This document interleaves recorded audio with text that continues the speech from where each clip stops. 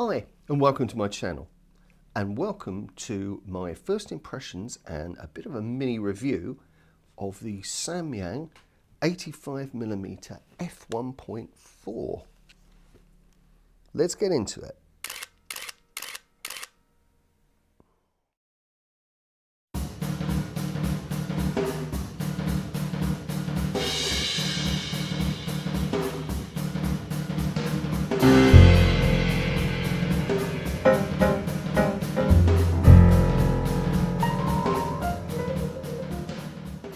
I'm here in the dead zone between Christmas Day and New Year's Day, when it's absolutely atrocious weather outside, to talk a bit about this 85mm 1.4 Samyang. Quickly before I do, I have a kind of a three lens theory.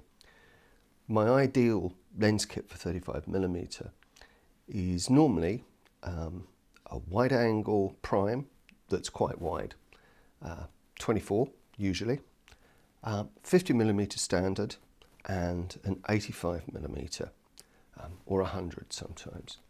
That just about gets me through every situation, and you can tell from that I was a theatre photographer, because that's a pretty common lineup for that, and it means you can have large aperture lenses.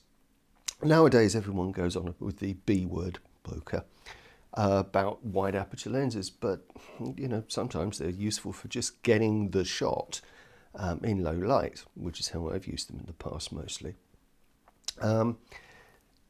I decided that rather than going the accepted route, I suppose, and getting a Nikon 85mm, the 1.8 seemed to be quite plentiful, I would try out this South Korean made Samyang.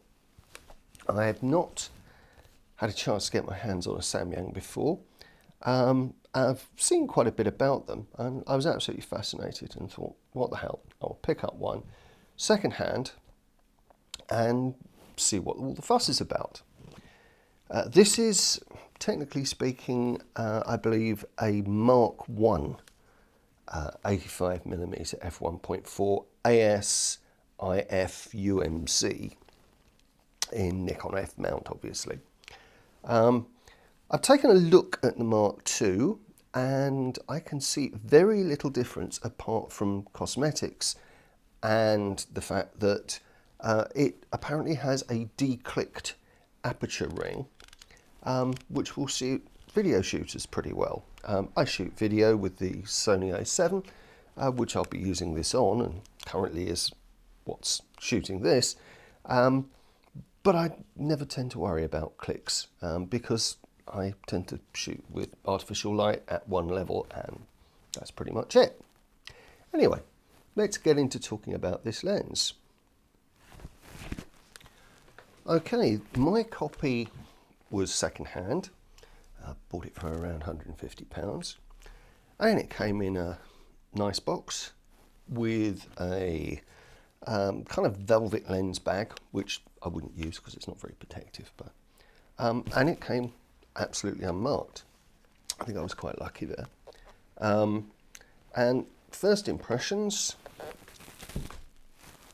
quite a lump.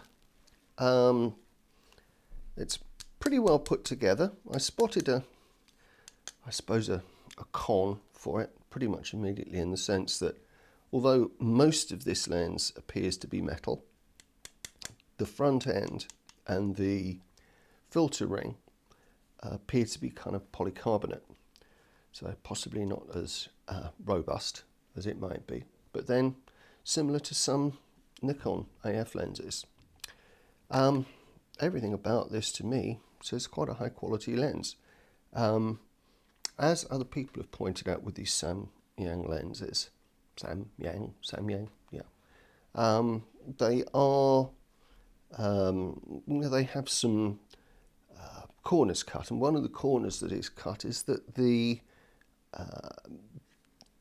writing on the lens, the numbers, are actually printed on rather than engraved into the lens barrel as you'd find on a vintage lens. I don't mind that, to be honest, because but I don't tend to look at them that much, apart from the ones back here, which are kind of protected on most cameras. So, yeah, that's not a bad thing. The aperture, this used to be a big thing back in the day. You would stop up and down and see whether the aperture shape stayed consistent. Not sure why that was a big thing, but certainly in all the reviews you used to see that. And this one, although it's not dead round, does seem to stay pretty consistent.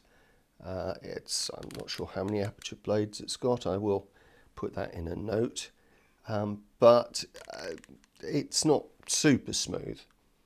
But then if you're going to be using this wide open a lot, and a lot of people will be, then that's perfectly round and you don't worry about that.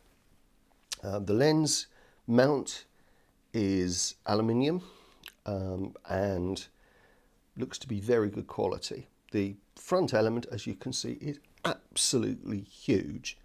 And yeah, I think I would have a tendency to put a skylight filter on that to protect it, as you might tend to jam it into things. Although I have to say, the close focusing distance of this lens, which is only just under a meter, is not actually super close, so that's a bit disappointing. But I don't think there's much chance of you kind of focusing close enough to smack something into the lens.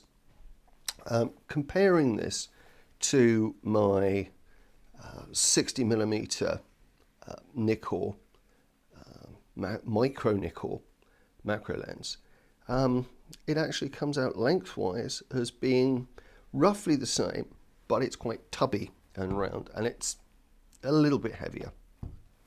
So construction wise, good and solid. The focusing action is very well damped. Now that may suit some people but not others. I tend to prefer, yeah, I'm messing up my words at the moment, I tend to prefer something that's a little bit less damp than that. But, you know, horses for courses. And of course it fits to an F series camera, clicking the wrong way around compared to other cameras. And of course it's a manual focus. I have to say, a pet peeve of mine would be the lens hood. I'll leave out any analogies to things that fall out of Christmas crackers, but it's a bit plasticky, to say the very least. Yes, it clearly does the job. Of course, it makes the lens huge by putting it on there, but then that's a big protruding front element, and I'm sure you're going to get some flare. And in fact, in other people's reports on this lens, I've seen that it is a little bit more prone to flare than, for example, the Canon and probably the Nikon version. But then it's an awful lot cheaper. So a little bit plasticky in the hood, but then I've got a couple of Nikon lenses that have got fairly plasticky hoods too, so can't hold too much against that. It's just a general thing against lens manufacturers for putting lens hoods that are a little bit tacky. For my Nikon 60mm, I actually bought a metal lens hood direct from China, which fits on there nicely and is super protective. I've got a feeling if you put a metal lens hood on the Samyang, you'd be creating problems, because you'll be putting a metal lens hood on a polycarbonate filter ring, and if you get a smack to the hood, then you might damage the filter ring. But that's if you're ham-fisted with lenses, and I think you should tend to be a little bit kinder to them. So on to results. The weather's been absolutely horrible, so I haven't had a great deal of chance to go out and take things, but I went for a walk along the banks of the Thames towards the Thames barrier, in between rain showers, I managed to get some images, and they allowed me to test a few of the capacities of this lens. And people will say that it's a portrait lens. To be honest, there is no such a thing as a portrait lens. It's a lens of a certain focal length that people use for portraits, but it's also good for pulling in details, and it's a good walkabout lens. So it's an interesting test, and we'll get on to the pictures.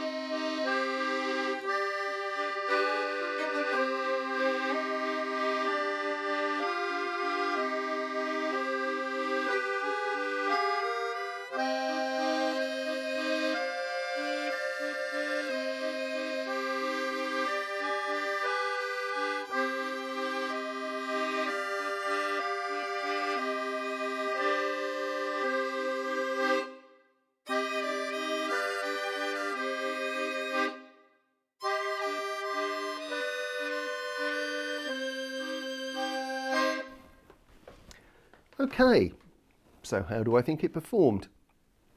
Well, the problems with the light on that little photo walk meant that I was shooting with HP5 push to stop, and yeah, I was mostly wide open or at f4, so I think it was a fairly good test of this lens under more extreme conditions. And I would say that the center of the image is absolutely bitingly sharp, wide open, and the edges fall just behind by a little bit, but by the time you get to f4, the edges have well and truly caught up with the center, and that's about as sharp as it gets all the way down. That's pretty good. I would say as a compliment to this lens that it felt absolutely natural in my hands, and I was able to concentrate on just shooting and finding interesting things to shoot. I wasn't worried about the lens, it focused reasonably easily. I was using the digital rangefinder that the f4 has got, and when I shot a couple of indoor images, one of which I will put up now to show you the color transmission, I was using the Sony's focus peaking. I think with an SLR, a Nikon SLR that doesn't have focusing aids apart from screen aids, it might be a bit more difficult to focus, but then I would say that of any f1.4 lens, and never the easiest, because that plane of focus wide open is so narrow and it's very easy to make errors. But for a lower priced 85mm lens, I think new, the Mark II version is under £500, and certainly with this one being 150 second hand, for me, fantastic value for money. even if it's a bit of a lump, and you could use it for beating off muggers. So there we are. This gets a pretty well recommended from me, in fact thoroughly well recommended from me, and I'm looking forward to using it, and possibly even using it for some portraits at some stage. Anyway, I've got a lot of stuff coming up, including, as soon as I can get out and do this, a review for the 50mm E series pancake lens, which is a fantastic little lens, and I'll get onto that. Anyway, if you've enjoyed this video, please hit the like button, and if you've got any comments, if you're a user of the Samyang lens yourself, if you've tried any of the other versions and can let me know what you think of those, maybe the autofocus one for the Sony, please give me your comments. I love to get them. And if you've enjoyed this video and my other videos, please think about subscribing, because it means a lot to the channel.